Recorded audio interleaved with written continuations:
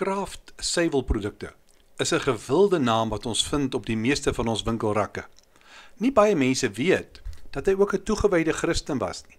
Hy het vir baie jare op die kerkraad van sy gemeente gedien, maar hy was hierdie baie bekende sakeman.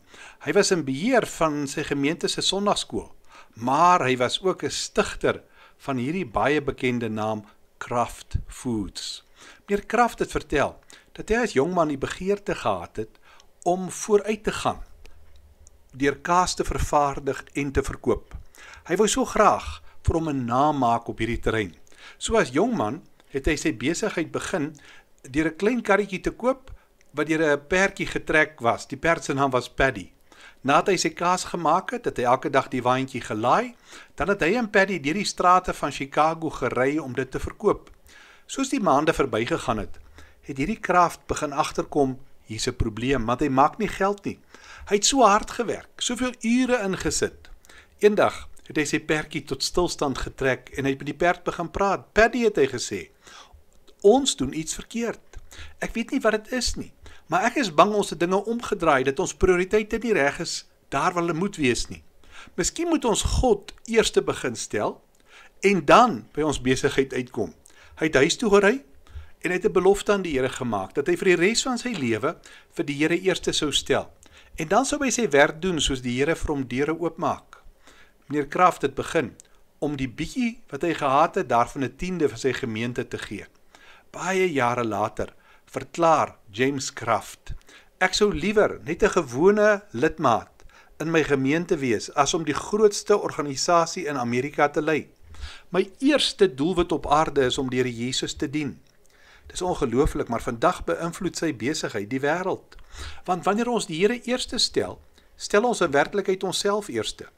Wanneer ons die Here laaste stel, stel ons eintlik onsself laaste. Dan word ons potensiaal belemmer. Jesus het ons hierdie belangrike waarheid gedeel in Matteus 6 vers 31 en 33 en ek gee hom net vir jou op 'n moderne manier. Moet julle dan glad nie bekommer oor kos en klere nie. Waarom moet julle soos die heidene wees? Hulle is trots op al hierdie dinge, baie besorg daaroor. Maar julle hemelse Vader weet reeds baie goed dat julle dit nodig het. Hy sal dit vir julle gee as julle hom die eerste plek in julle lewe gee en leef soos hy wil hê julle moet. James Kraft het hierdie baie belangrike les vroeg in sy lewe geleer.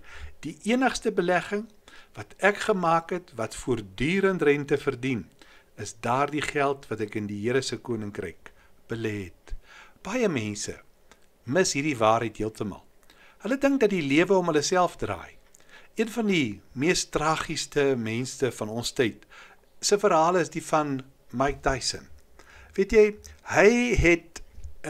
hy was gesien as die besbetaalste sportman in hierdie leeftyd van ons. Hy het 400 miljoen Amerikaanse dollar besit. En toe moes hy aansoek doen vir bankrotskap. Tyson het gesê hy was dwaas en selfsugtig. Sy ingesteldheid was verkeerd en nou het hy niks nie. Hy sê hy het ontdek dat wanneer jy jouself eerste stel, jy eindelik laaste kom. En geen wonder dat Tyson gesê het hy sou so graag 'n werk wou kry. Daar is geen groter vreugde as om hierdie woorde wat hier in Engels staan, om Jesus eerste te stel, ander tweede, jou laaste en jouself laaste nie. Dit bring jou by die Engelse woord joy of vreugde. Wanneer ons eerste aan die Here behoort, dan aan ander, dan berei ons onsself voor vir die Here se seëninge. Deur op die Here se manier te leef, maak 'n hele nuwe wêreld vir ons oop. Dit is altyd waar. Kraft het hierdie multimiljoen dollar verwerkte voedselverskaffingsmaatskappy geskep. Hy was instrumenteel met daardie metode om dit te volmaak om kaas te preserveer. Die verbruik van kaas het in Amerika per capita met tussen 1918 en 1945 met 50% toegeneem. In 1928 het sy maatskappy 10.000 mense in diens gehad. Vandag is hierdie firma die eerste in die VSA in kaas en suiwelprodukte, tweede in slaaisouse. Nou wonder ek, wat is jou uitdaging voor jou? Wil jy dit nie weer raak sien, dat die Here Jesus die eerste plek moet hê nie? Kom ons bid saam. Here, dankie dat ons ook hierdie les kan leer, dat ons die eerste wil stel. Amen.